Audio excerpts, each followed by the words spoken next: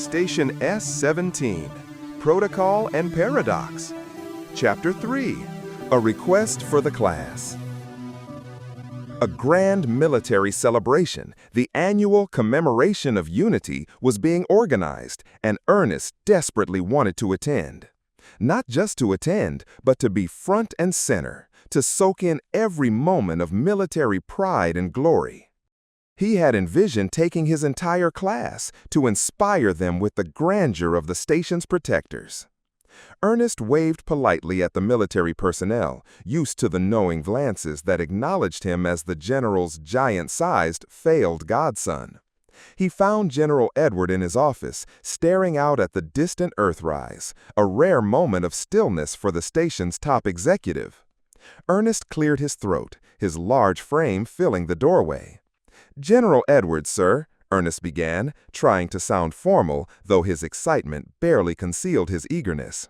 "About the commemoration of unity. My students and I were hoping to attend. It would be an invaluable experience for them and for me." General Edward turned slowly, his expression unreadable. "Ernest, I appreciate your enthusiasm, truly, but I'm afraid that won't be possible." He gestured vaguely at a datapad on his desk. "All tickets for the main ceremony have been reserved for dignitaries and essential personnel. It's a matter of security and, frankly, space. We simply don't have the capacity for civilian attendance. It's not a place for children. The video feed from Catherine will be more than enough." Ernest's shoulders slumped slightly, but he pressed on. "But sir, perhaps a special exception. For the class? My students are studying the history of the coalition, and seeing the ceremony firsthand would truly cement their understanding of what's best for the station." General Edwards' gaze sharpened, a flicker of the old disappointment in his eyes. "Ernest, you know why you've been barred from military activities. Your past recruitment record, your consistent failures on the psychological evaluations. It's not just about space or security, my son.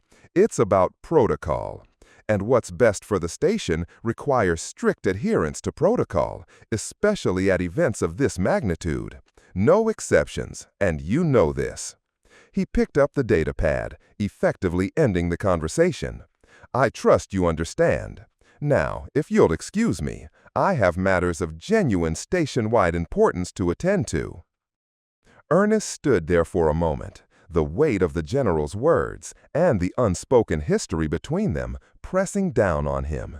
He had been denied entry into the military 5 times, each rejection cutting deeper than the last, leaving him an outsider, forever looking in on his father's decorated legacy.